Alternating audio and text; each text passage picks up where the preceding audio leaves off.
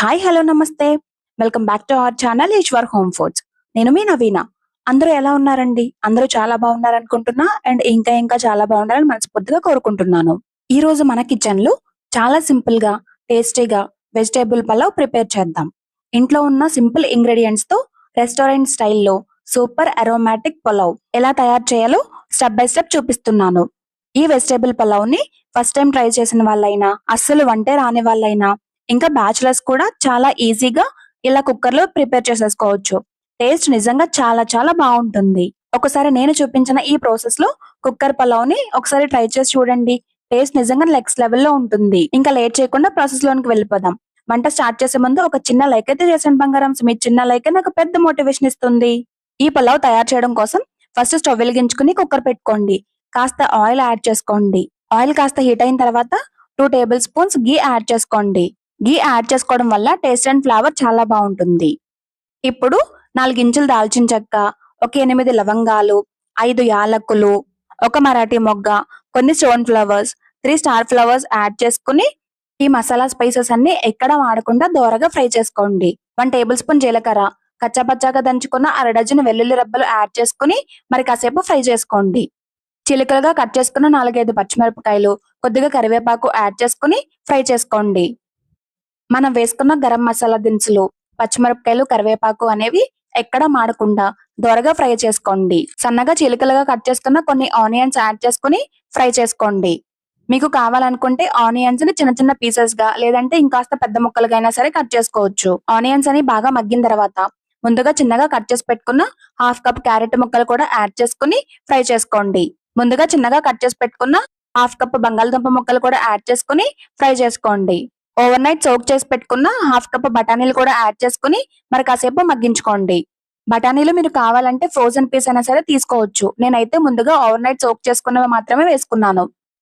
చిన్నగా కట్ చేసి పెట్టుకున్న 1/2 కప్ టమాటో ముక్కలు కూడా యాడ్ చేసుకుని మరి కాసేపు మగ్గించుకోండి.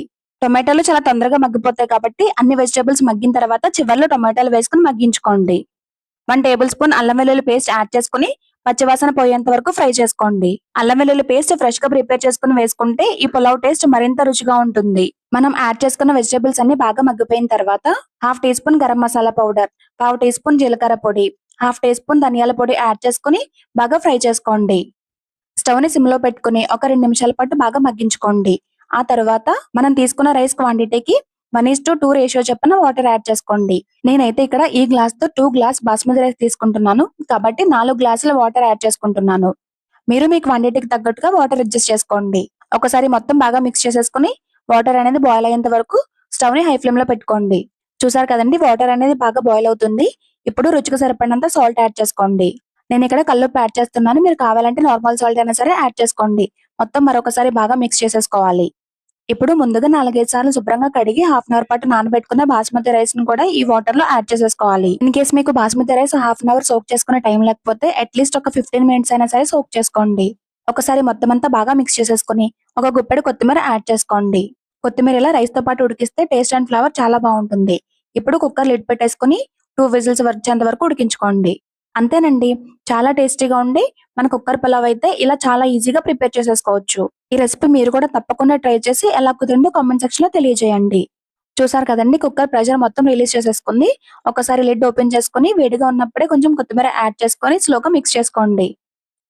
వేడి వేడిగా మన వెజిటేబుల్ పులావ్ అయితే రెడీ అయిపోయింది. ఈ పులావ్ ని ఇలా డైరెక్ట్ గా తిన్నా, లేదంటే చికెన్ కర్రీ, ఆలూ కర్రీ ఏ కర్రీతో తిన్నా గానీ టేస్ట్ నిజంగా చాలా చాలా బాగుంటుంది. ఈ వీడియో మీకు నచ్చిందా? అయితే ఒక చిన్న లైక్ చేయండి.